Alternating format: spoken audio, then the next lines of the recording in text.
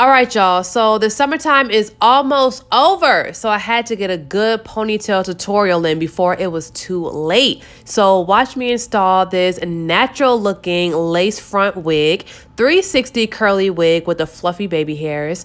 I'm gonna have a shop talk for y'all as well, so make sure you stay tuned for both.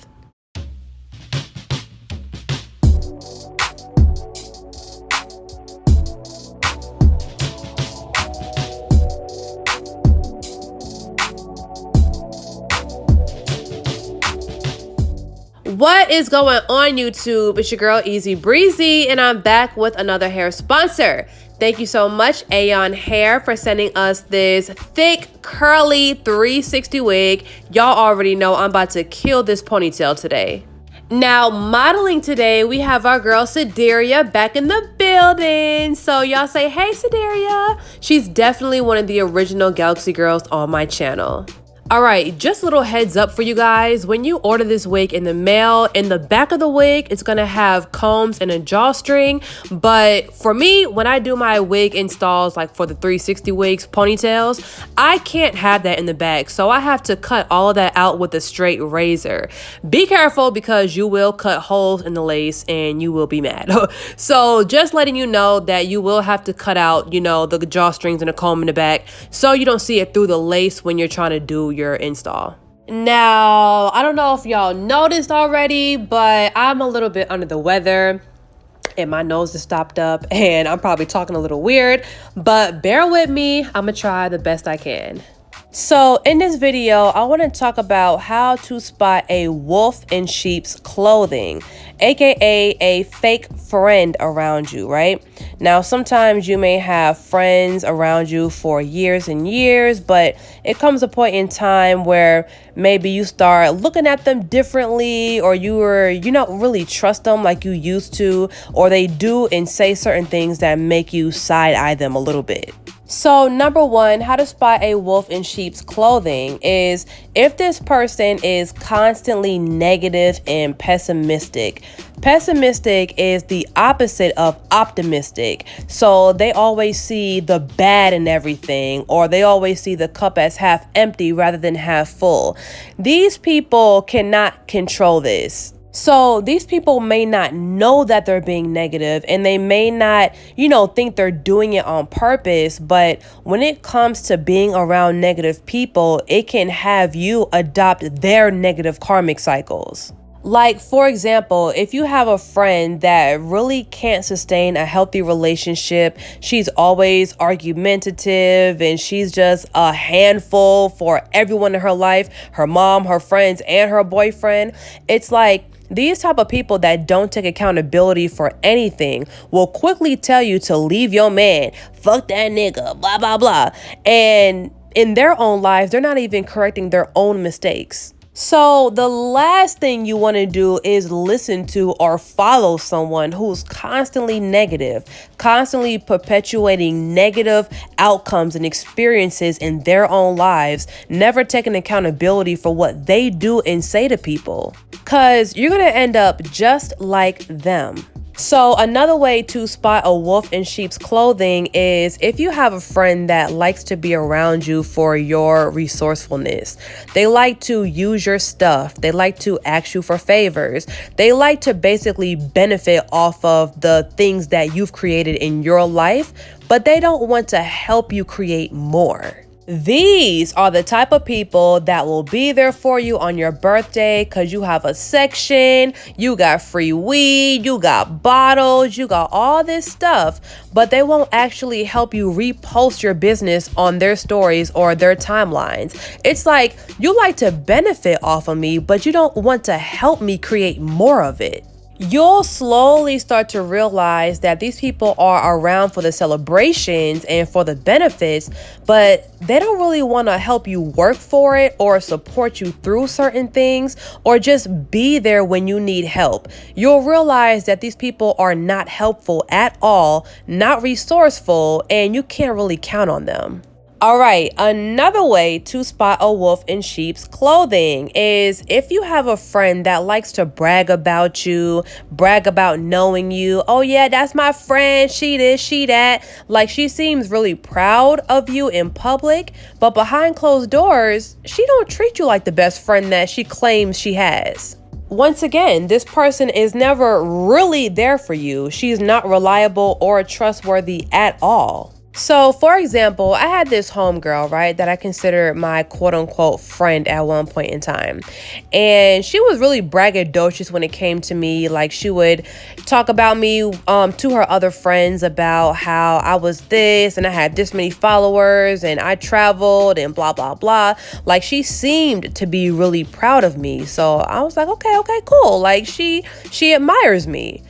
But I found out like maybe a couple months later that this girl had a whole conversation about me behind my back and was talking cash shit.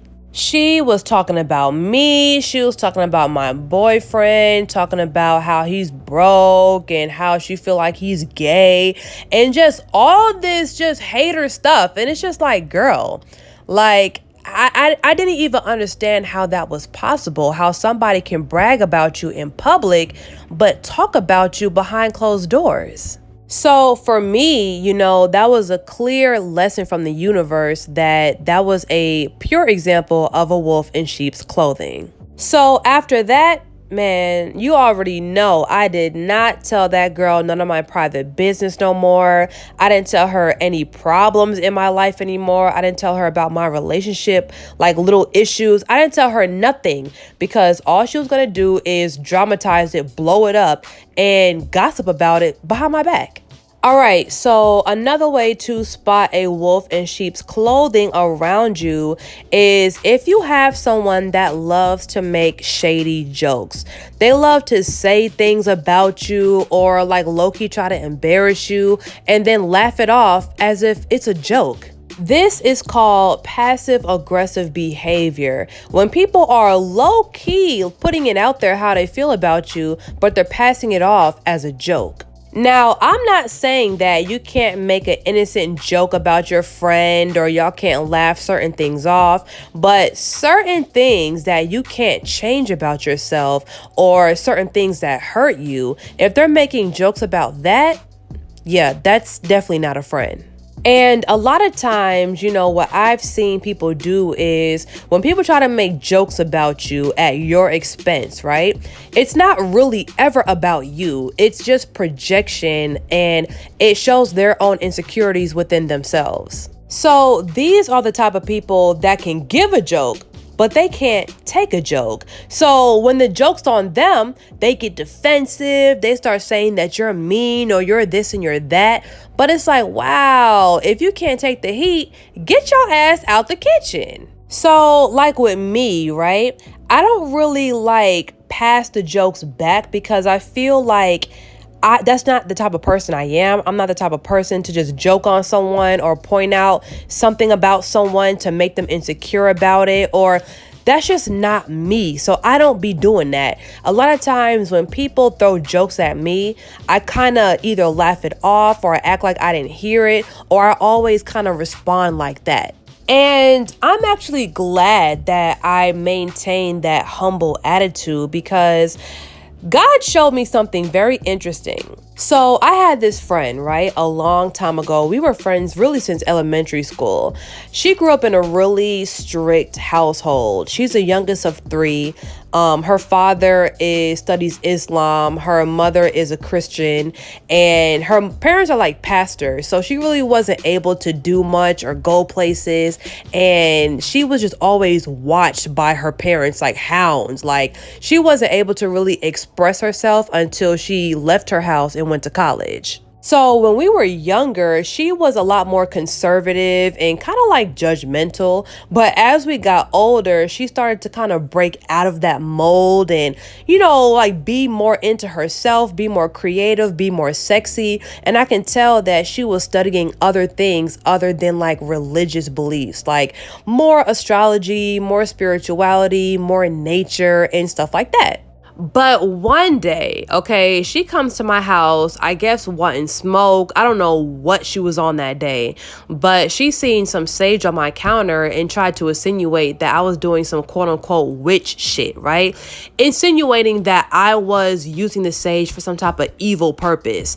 And I'm like, girl, first of all, you never heard of sage before? Like, you never seen sage before? I know you have.